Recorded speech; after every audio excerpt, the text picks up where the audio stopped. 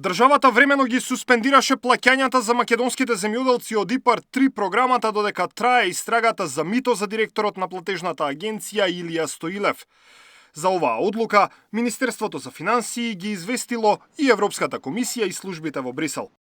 Целта е да се обезбеди уверување дека воспоставениот систем гарантира легалност и регуларност на плаќањата од ИПАРТ, како и постоење на ефективни мерки за заштита од измами и корупција, велат од финансии.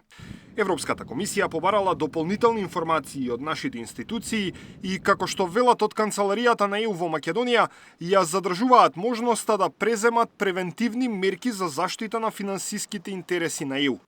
Ја поздравуваме одлуката на националните институции да ги суспендираат сите исплати од ИПАР 3 додека не се разјаснат околностите.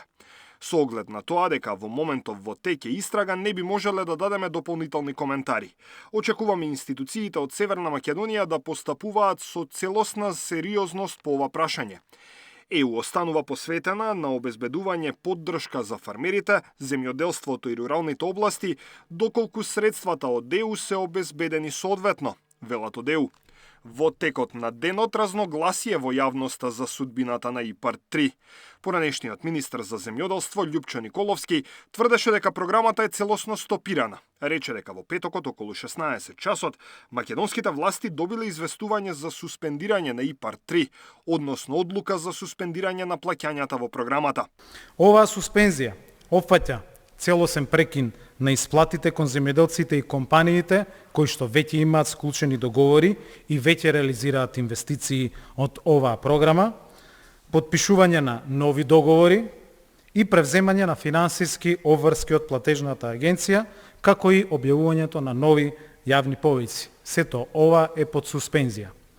Причината е скандалот со барање и примање на мито од страна на директорот на платежната агенција и уште 4 други лица, вклучувајќи и блиска соработничка на министерот. Министерот Трипуновски негира и уверува дека европските средства не се загрозени. Вели, Европската комисија ја поздравила акцијата на МВР јавното обвинителство за гонење на организиран криминал и корупција. Трипуновски вели, по апсењето на Стоилев, службеници од Министерството ја проверуваат целата работа на платежната агенција во делот на исплатата на ИПАРТ средствата. Брисел нема најава за блокада на ИПАРТ средствата кои што сме како држава корисници.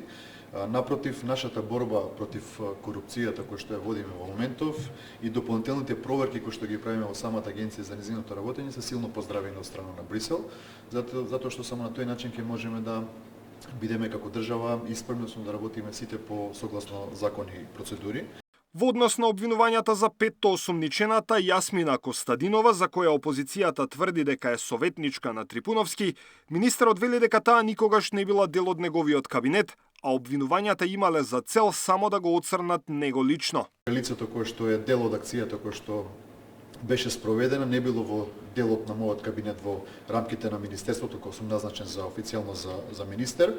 Тоа е вработено во управата за водостопанство со договор за вработување кој што истиот уште во петокот е раскинат со тоа лице, така да мислам дека се тоа безусловни обвинувања колку да се спомни името на министерот во целата акција. Платежна агенција се уште нема нов директор, а најавите на министерот се дека тоа ќе се случи во скоро време.